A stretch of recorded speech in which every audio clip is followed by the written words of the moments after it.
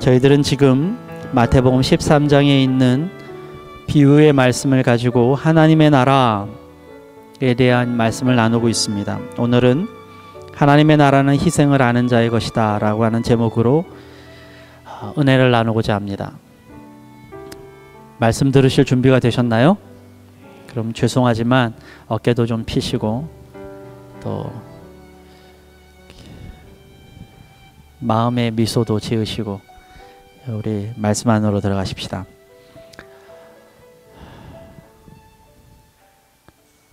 마태복음 13장에 7개의 비유 가운데 지금 우리는 6번째 와 있습니다. 이 비유는 소위 진주의 비유라고 이렇게 이름이 붙어져 있습니다.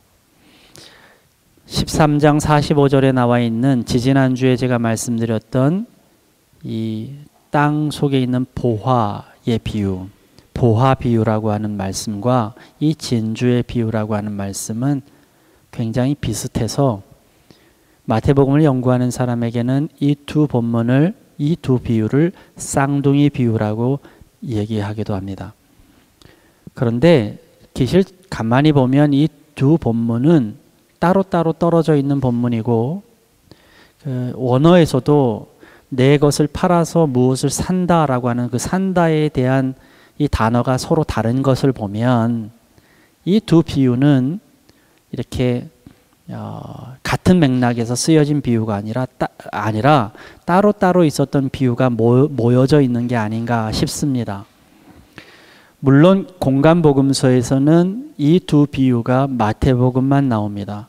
그러나 마태복음에서만 이 비유가 나오는 것이 아니라 여러분이 들어보셨겠지만 도마복음서라고 하는 복음서에도 이 비유가 나옵니다. 근데 도마복음서에는 이 비유가 같이 묶여 있지 않고 따로따로 떨어져 있습니다. 그래서 학자들은 이 본문이 마태에 의해서 비슷하게 두 비유가 뭉쳐져 있구나 이렇게 해석하기도 합니다. 이왕 말이 나왔으니까 여러분들에게 이 도마복음서와 외경에 대한 이야기를 잠깐 드리고 넘어가려고 합니다. 성경에는 정경이라는 것이 있고 외경이라는 것이 있습니다. 성경은 66권만 있는 것이 아니에요. 수많은 사도들이, 수많은 사람들이 예수 그리스도에 대한 기록과 그리고 율법에 대한 기록들을 적었습니다. 그 수많은 책들이 쭉 있는데 그 책들 가운데 우리는 성경이라고 하는 66권을 따로 결정을 했습니다. 그리고 그것을 우리는 캐논, 정경이라고 이야기합니다. 그러니까 우리가 보는 성경은 정경 성경을 보는 것입니다. 그 외의 성경을 외경이라고 이야기합니다. 근데 외경이 왜 정경으로 선택이 되지 않았는가 하는 것은 신학적인 문제로 여러 가지 이유에서입니다. 근데 여러분들이 알고 있는 이 도마복음서는 외경입니다. 이 도마복음서는 이집트에서 한 그룹으로 책이 항아리에 담겨져서 많은 책들이 발견되었는데 그 중에 한 복음서였어요. 이 한국에서도 이 도마복음서에 대해서 되게 관심이 많아가지고 한동안 도마복음서에 대한 찾아다니는 사람이 있습니다. 이유가 있어요. 이 도마복음서는 도마라고 하는 사람이 썼다고 기록이 되어 있습니다. 물론 나중에 말씀드리겠습니다만 저자는 불분명합니다. 그러나 그 도마복음서의 서두에 12제자 중에 하나인 도마가 이것을 썼다고 썼기 때문에 이 도마복음서가 되었어요. 근데 도마라고 하는 사람의 인생의 스토리가 있기 때문에 관심이 있습니다. 이 도마라는 사람이 의심이 많은 도마 아니에요. 예수님에 대해서 의심이 많았던 도마가 다시 회심해서 예수 그리스도에 대해서 썼으니 이 도마복음서에 관심이 있을 수밖에요. 또 한 가지의 관심은 공간복음서는 예수님의 삶에 대해서 기록하고 있지만 도마복음은 예수님의 삶에 대해서는 전혀 기록하고 있지 않습니다. 다만 예수님의 가르침에 대해서 기록하고 있어요. 예수님이 무엇을 가르치고 있는가? 예수님은 어떤 핵심의 이야기를 하고 있는가? 예수님은 어떤 철학을 가르치고 있는가? 이 이야기에 대해서 도마복음서에는 기록이 되어 있기 때문에 성경을 연구하고 예수님을 연구하려고 하는 사람은 도마복음에서 관심이 많은 거예요. 그런데 한 가지 한국 사회에서 도마복음서에서 관심이 많은 또 한 가지 이유가 있습니다. 이 도마복음서가 좀 위험한 책이거든요. 왜 위험한 책이냐? 여러분이 영지주의라고 들어보셨어요? 초대교회에 바울 선생님이 계속적으로 거짓 선지자에 대한 이야기, 그리고 거짓 가르침에 대한 이야기를 바울 서신에서 계속 다루고 있습니다. 그 중에 핵심이 뭐냐면 영지주의라고 하는 초대교회 이단 사상이 있었기 때문이에요. 조금 설명하겠습니다. 설교가 강의 같아서 졸리신가요? 설명 계속해도 괜찮을까요? 오케이, 좋습니다. 고맙습니다. 두 사람 까닭이었어요. 영지주의의 여러 가지 내용이 있지만 그것을 철학적으로 두 가지로 딱 얘기할 수 있는데, 이원론이라고 하는 것과 가현설이라고 하는 것입니다. 이원론은 뭐냐면 우리에게는 영과 육이 있다. 근데 영적인 것은 너무 고귀하고 고결하기 때문에 우리는 영적으로 살아야 된다. 그런데 육체는 더러운 것이다. 이 땅의 흙은 더러운 것이다.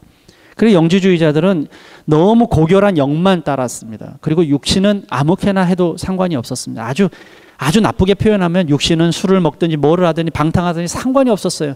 그러나 자기의 영은 맑다고 생각했어요. 그래서 예배의 자리에 가면 막 영적으로 예배드리고 이랬던 사람들입니다. 그러니 이런 사람들이 하나님께서 인간으로 예수님이 오셨다는 것을 인정할 수 있겠어요? 영적인 하나님이 어떻게 인간의 그 더러운 육신으로 이 땅에 오실 수 있을까? 인정을 못하는 거예요. 그래서 예수님이 이 땅에 오셨다고 하는 것은 인정하지만 우리가 본 예수님은 육신을 입을 수 없으신 분이다.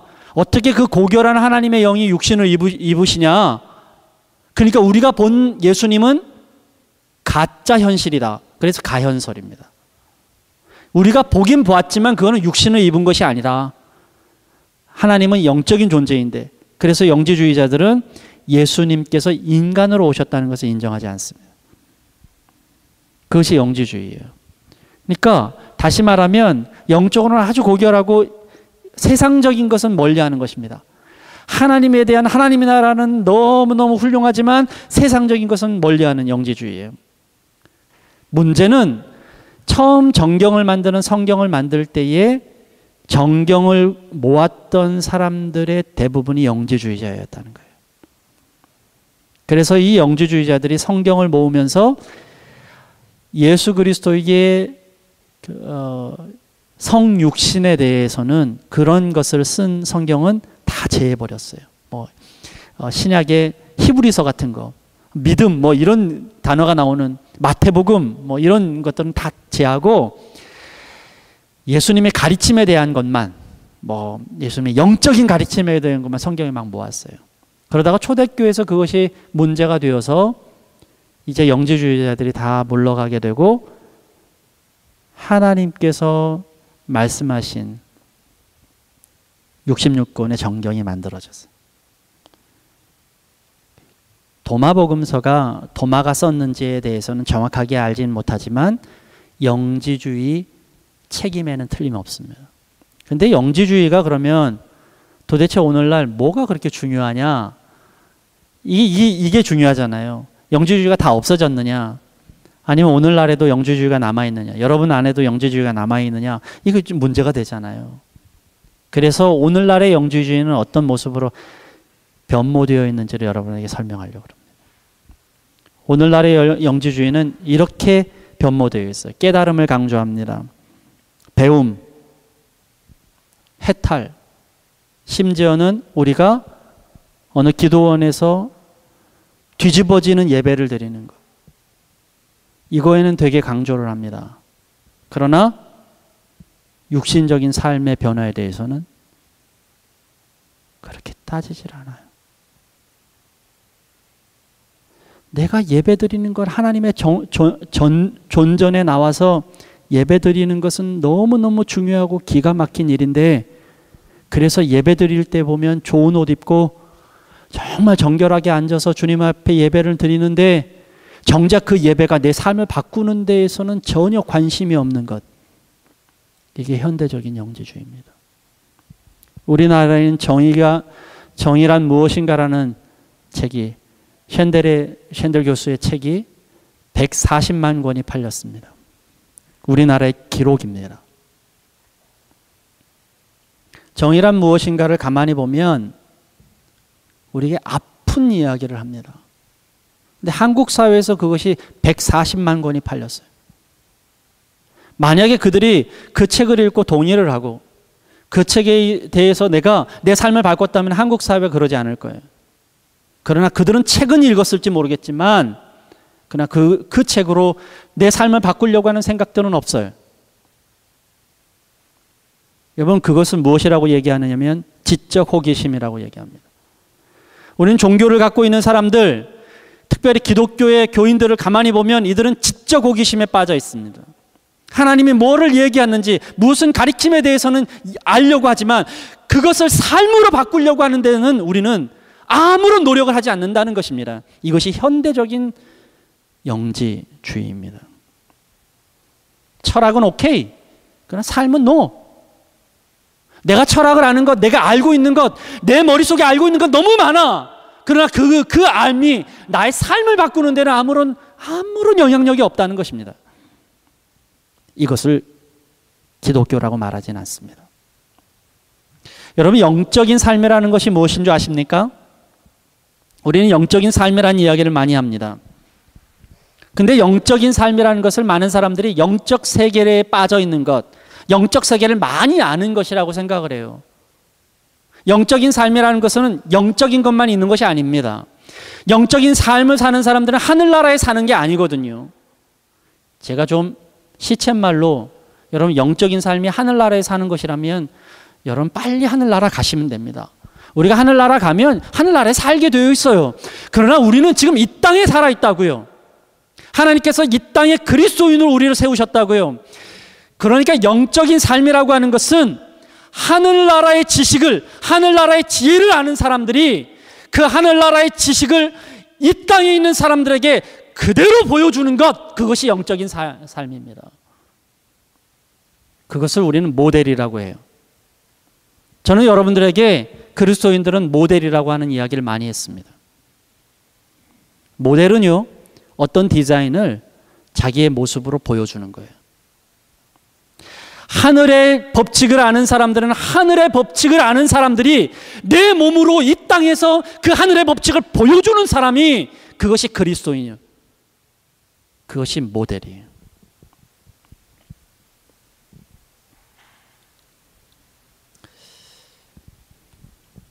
영어를 잘하는 사람 있죠? 미국 사람들은 다 영어를 합니다. 한국 사람은 다 한국말을 하고요. 근데 미국 사람들이 한국말을 못하고 미국말만 하고 한국 사람은 미국말을 못하고 한국말만 한다면 두 사람 사이의 대화 가운데는 통역이 필요해요. 통역관이 영어를 잘 알면 영어를 잘 알아서 듣고 그 다음에 한국말로 그 사람에게 설명을 해줍니다. 그걸 통역관이라고 그래요. 근데 그리스도인은 바로 이런 통역관입니다. 하늘의 법칙을 아는 사람이 하늘의 법칙을 모르는 사람들에게 내 몸으로 보여주는 것이 그리스도인이에요. 근데 많은 사람들은, 특별히 현대적인 영지주의자들은 하늘의 법칙을 아는 데만 급급하고 있습니다. 그것을 우리는 그리스도인이라고 하지 않아요. 하늘의 법칙만 아는 데에 급급하고 그것만 따라가려고 하고 그것을 영적인 삶이라고 하는데 그게 영적인 삶이 아니라는 거예요. 어제 우리 다림에서는 부모 교육을 하는데 이원진이라고 하는 원장님이 미국에서 대안학교를 하고 또 교육 사업을 하는 교육 3단가인 원장님이 오셔서 부모 교육을 강의를 해주셨어요. 어제는 제가 그 말씀을 못 드렸는데요. 그분이 다른 데에서 강의를 하면 몇백만 원짜리 강의시거든요. 사람들이 몇백 명이 몇십만 원씩 내고 강의를 들어야 할 그런 분이에요. 그분이 한국에 있는 유학생들이 미국 가서 입학사정관, 미국의 입학사정관을 지냈기 때문에 그런 노하우가 많으신 분이거든요. 근데 무료로 와주셔서 저희 강의를 해주셨어요. 얼마나 감사한지 몰라요. 근데 이 선생님이 하신 이야기 중에 저한테 물론 딱 인상적인 이야기이기도 하고 오늘 설교하고도 관계가 있어서 한 이야기를 합니다. 아주 우울한 쪽에 있는 사람 정신병이라는 거예요. 그죠? 맨날 우울한 사람은 정신병이에요. 근데 맨날 기쁜 사람, 정반대에 가 있는 사람, 뭐든지 다 기쁘고 무슨 문제가 있어도 기쁘고 막 헤헤거리고 하는 사람, 이 사람도 정신병이라는 거예요. 이해가 되시죠? 이런 사람들하고 살면 좋을 것 같지만 안 그래요. 슬퍼야 할 때 막 그것도 기뻐하고 막 뭐 가슴 졸여야 할 때 그것도 아무렇지도 않고 이러면 어떻겠어요? 이게 다 정신병이라는 거예요. 그러면 정상이 뭐라고 어디냐고 물었어요, 선생님이. 그랬더니 사람들이 이렇게 얘기합니다. 중간이요. 그랬더니 하는 말이 중간도 정신병이에요. 어떻게 기쁜데도 중간에 있고 슬플 때도 중간에 있느냐고. 정상은 뭐냐? 슬플 땐 슬픔에 갔다가 기쁨엔 기쁨에 갔다가 평상시에는 중간에 왔다가 이것이 자유자재로 되는 사람들이 정상이라는 거예요. 오, 맞다. 여러분 진짜 그리스도인이 뭔지 아세요? 하나님의 법칙을 할 때는 하나님의 법칙에 가 있다가 하나님께서 너희는 가서 주님의 말씀을 전하라 그러면 전하는 자리에 가 있다가 그것이 아주 자유롭게 되어오는 사람이 정상적인 그리스도인이에요. 근데 우리는 영적인 삶, 교회만 가면 육신의 삶, 가정에 오면 뭐 교회가 뭐 필요해? 하나님 말씀이 뭐 필요해? 가정의 법칙이 필요하지, 뭐 사람의 법칙이 필요하지. 이것을 그리스도 생활의 삶에 적용해서 말하면 비정상이라. 진정한 영적인 삶은 하나님의 말씀 들을 때는 하나님 말씀에 젖어서 그걸 또 필요하면 하나님께 하나님의 명령을 받고 전하고 그것이 그리스도인이라는 거예요. 나누고 전파하고 영향력이 주어지지 않으면 그것은 우리 온전한 사역을 못한다는 것입니다.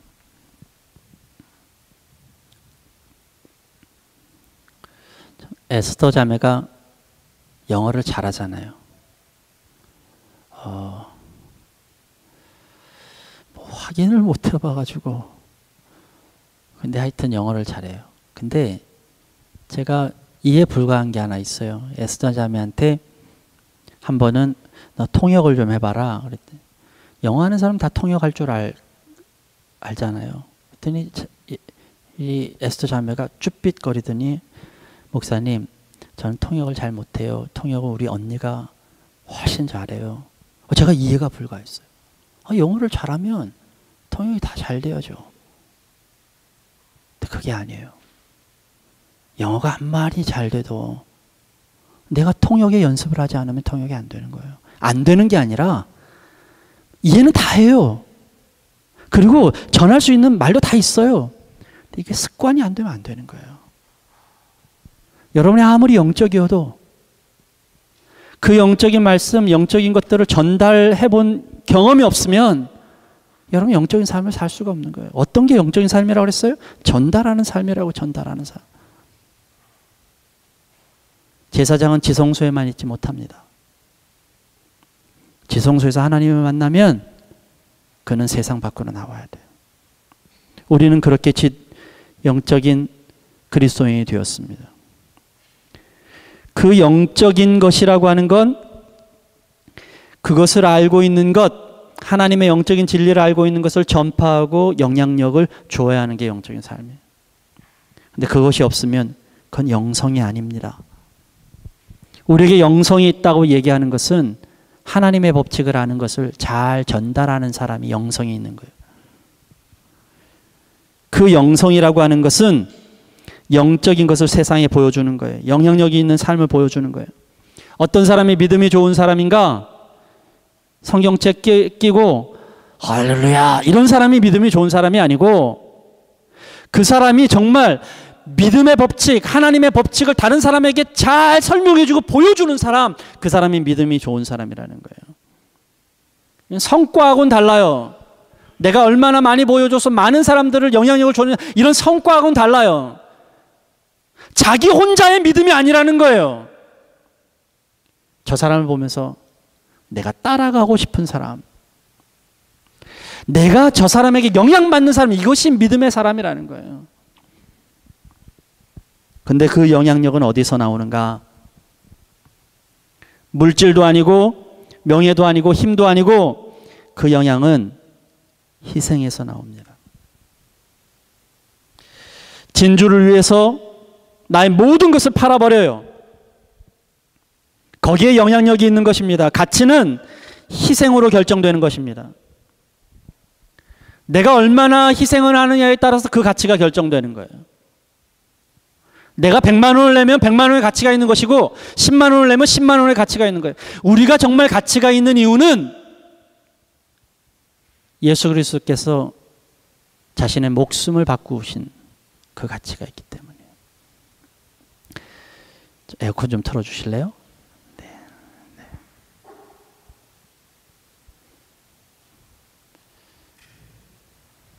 하나님께서 그 아들을 보내시고 그 아들을 죽기까지 아들을 팔아서 우리를 사셨어요. 그게 우리의 가치예요. 여러분이 여러분 스스로 얼마나 많이 이렇게 생각하고 저렇게 생각한다 할지라도 여러분의 가치는 딱 정해져 있어요. 하나님께서 자식을 팔아, 아들을 팔아 산 그 가치. 여러분이 일주일에 1시간을 기도하면 여러분 기도의 가치는 1시간입니다. 여러분이 은혜를 1시간을 간구하면 여러분의 받을 은혜의 가치는 1시간이에요. 그러나 예수님께서는 자신을 들여서 우리를 사셨기에 예수님에게는 우리가 생명의 가치입니다. 저는 며칠 전에 우리 한장로님 손주가 소율이잖아요. 소율이 엄마가 페이스북에 올려있는 글을 보고 되게 은혜를 받았어요. 그 글에 보니까 이렇게 적혀 있더라고요. 자기는 어린아이들을 보면서 늘 이렇게 얘기했대요. 어린아이일 때가 좋아. 그때가 편하지. 커봐 할 일이 얼마나 많은데 그랬다는 거예요. 그런데 자기가 소율이를 보면서 그 생각을 바꿨대요. 가만히 보니까 소율이가요, 손바닥이 다 헤어졌더라는 거예요. 이유가 기니까. 그리고 일어서려고 그렇게 일어서다가 넘어지고 코 깨지고 머리 깨지고 왕거리고 울고 그런데도 끊임없이 일어나려고 그러더라는 거예요. 애들이 쉬운 게 아니더라는 거야. 애들이 편한 게 아니더라는 거야. 애들도 열심히 노력하고 그렇게 훈련을 하더라는 거예요. 이렇게. 야, 애들이 편한 게 아니구나. 그런데 그렇게 수고의 가치가 그 아이를 성장시켜요. 그러면서 이렇게 썼어요. 나는 어떻게 성장을 위해서 무슨 수고를 하고 있는지, 무슨 희생을 하고 있는지. 이렇게 작은 희생, 작은 수고에도 축복하시는 하나님 감사하다고 이렇게 적혀있는 그 글을 보면서 저는 은혜 받았습니다. 요엘서 2장 28절에 보면 요엘 기자는 이렇게 말합니다. 자녀들은 예언할 것이요 청년들은 환상을 볼 것이라고 얘기했습니다. 이 이야기를 우리말로 표현하면 자녀들은 장래의 일을 말할 것이라고 하는 거예요. 꿈을 꾼다는 것이요. 내가 장래에 어떤 일이 벌어질 거다. 장래의 일에 나에게 어떤 일이 벌어질 거다. 장래의 일에 나의 미래는 이렇게 될 거다. 그리고 이 땅의 미래는 이렇게 될 거다. 선포하는 일을 자녀들은 한다는 거예요. 대한민국 이렇게 될 거다. 선포하는 일을 자녀들이 한다는 거예요. 젊은이들은 이 상을 꿈꾼다는 거예요. 그 비전의 비전, 환상이라는 게 비전이에요. 젊은이들은 계속 비전을 본다는 거예요. 그런데 오늘날 이 땅에는 자녀들은 꿈을 꾸지 않습니다. 자녀들은 미래에 대해서 선포하지 않습니다. 내가 살 나라는 이렇게 될 것이다. 자녀들은 이렇게 선포하지 않습니다. 젊은이들도 비전을 보지 않습니다. 현실에 꾹꾹 묶여서 현실을 쫓아다니기 급급합니다. 하나님의 이상을 다 잃어버렸습니다. 젊은이들의 꿈을 포기했어요. 근데 정말로 젊은이들의 꿈을 포기한 걸까요? 우리 말을 정확하게 하십시다. 여러분들은 꿈을 포기해서 여러분들은 미래를 얘기하지 않고 비전을 얘기하지 않습니까? 정말입니까? 여러분들 꿈이 없어서요? 천만에요. 여러분이 꿈이 없어서가 아니라 그 꿈을 이룰 때 가져야 할 희생이 두려워서 여러분 꿈을 포기한 것 아닙니까? 내가 지금 무엇인가를 하려고 할 때에 당장 돈이 필요해서 그것 때문에 내가 희생할 것이 두려워서 오늘 여러분이 가고 싶지 않은 직장을 가고 있지는 않습니까? 여러분 꿈을 포기하는 것이 아니라 여러분이 희생을 포기해서 여러분이 하고자 하는 일들을 못하는 것 아닙니까? 믿음의 사람 아브라함은 갈 바를 알지 못하고도 그 길을 갔다고 얘기를 했어요. 그것을 믿음이라고 주님은 말씀하셨습니다. 그게 왜 믿음입니까? 희생했기 때문입니다. 갈 바를 알지 못하고 갔다는 거예요. 내 눈에 다 보이는 것이 아닙니다. 그곳에서 어떤 고통이 어떤 희생이 있을지 모르지만 그것을 내가 감당하겠다고 가는 것이 믿음이라는 것이에요. 그 믿음이 없으면 우리의 꿈은 이룰 수가 없습니다. 우리 교회에서는 11조에 대한 얘기를 잘 안 하잖아요. 오늘 제가 11조 얘기를 하려고요. 그런데 전제를 좀 하십시다. 11조는 돈이 아닙니다.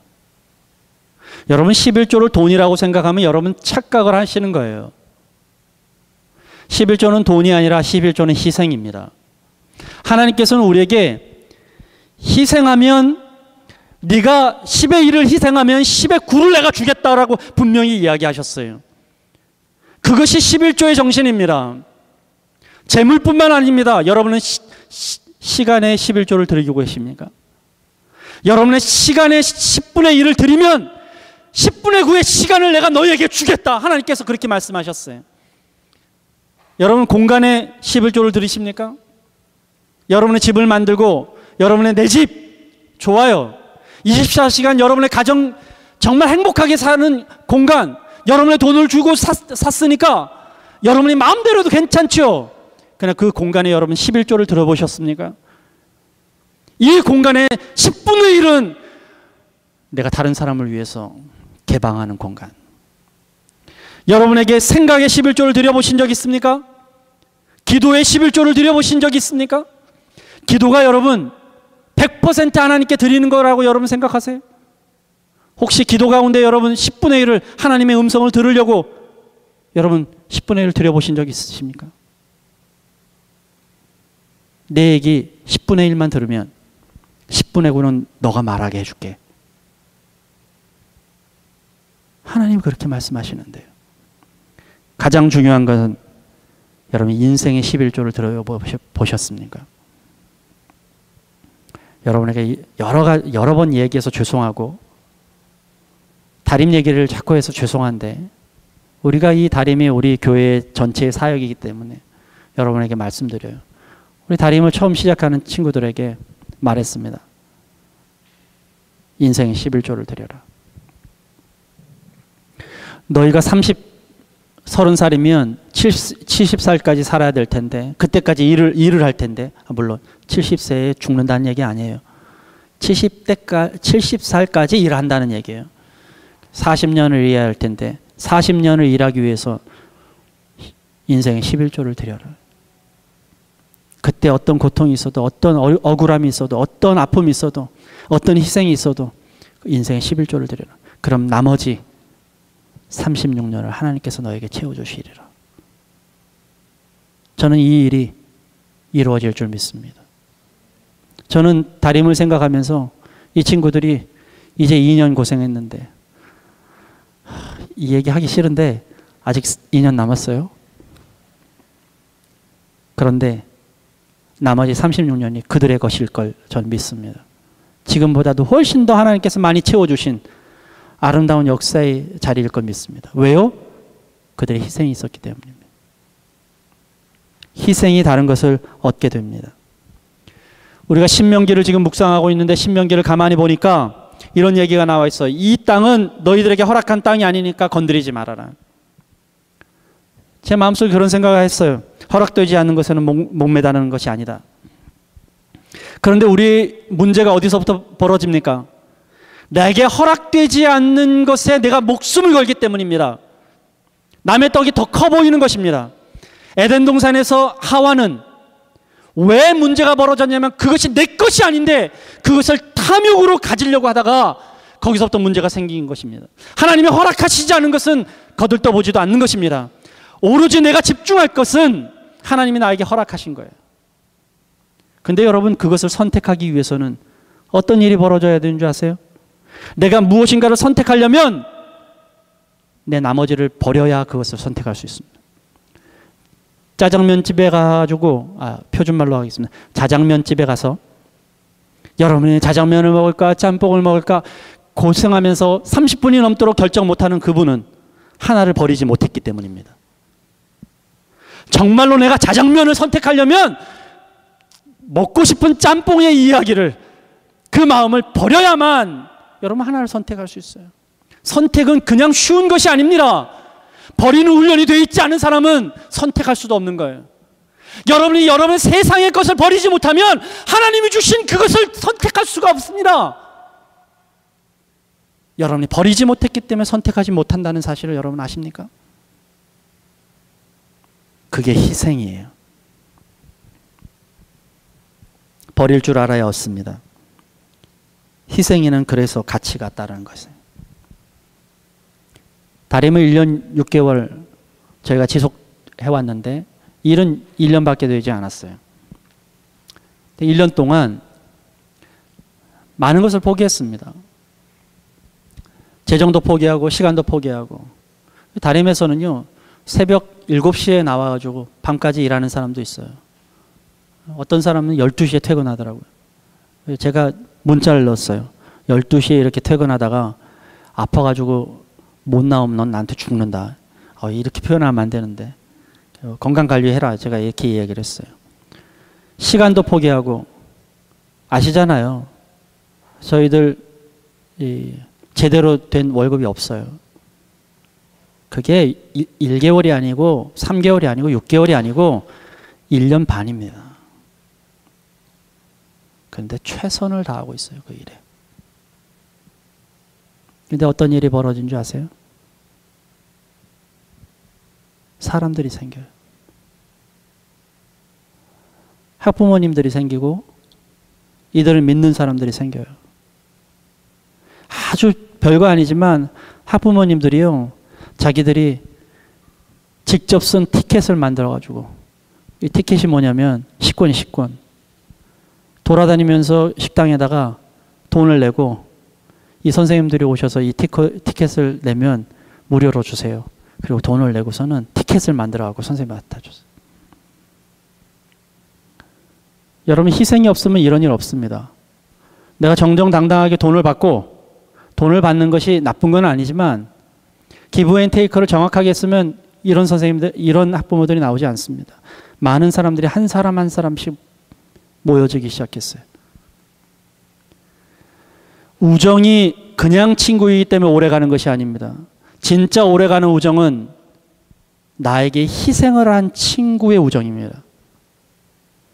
희생을 본 사람만이 오래가는 것입니다. 누군가가 나를 위해서 희생했다고 하면 그것에 대해서 나는 정확하게 영적인 영향력을 받게 됩니다. 그것이 우정이 있는 동료가 되고, 내가 높은 지위에 있다고 도움의 손길이 있는 것이 아닙니다. 그것은 다 이권이 개입된 것입니다. 세상의 것은 다 기브 앤 테이크입니다. 그러나 진짜 나에게 온전한 도움을 주고 나의 모든 것을 드리려고 하는 것은 희생을 맛본 사람만 가능합니다. 왜 우리는 예수 그리스도의 이름으로 목숨을 거는 사람들이 생기는 줄 아세요? 왜 선교사들이 그렇게 생기는 줄 아세요? 왜 자기 것을 버리고 그 복음에 목숨 거는 사람이 생기는 줄 아세요? 예수님의 희생을 봤기 때문입니다. 이 희생이 영향력입니다. 내 것을 포기할 때 하나님께서 더 큰 것을 주십니다. 나의 희생은 하나님의 더 큰 것을 갖고 오게 됩니다. 희생은 포기예요. 많은 사람들이 희생은 그냥 내가 조금 어려운 일을 하는 줄 아는데 포기가 아닌 것은 희생이 아닙니다. 찔끔찔끔 희생이 있어요. 남는 것을 내가 도와주거나 남는 시간을 내가 내거나 또 대충 나의 목숨을 거는 일이 아닌 것을 희생이 아닙니다. 희생은 내 목숨 모든 것을 다 내 전부를 다 걸어서 가치를 사는 것이 희생입니다.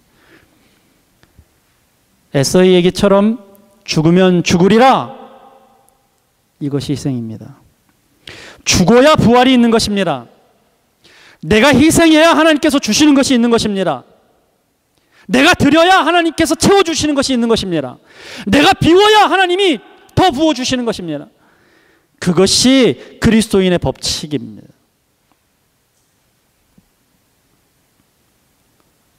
여러분의 인생을 살면서 젊은 사람들 희생을 감수하면서도 도전을 하세요. 인생을 적극적으로 사세요. 인생을 살 때 내가 먹고 살려고 인생을 살지 마세요. 먹고 사는 것 때문에 내 인생이 끌려다니는 인생은 끝까지 먹고 사는 것 때문에 내 인생이 끌려다닙니다. 여러분, 그들에게 내 목숨을 내놓고 이제 먹고 사는 것을 내가 붙잡을 수 있도록 인생을 거세요.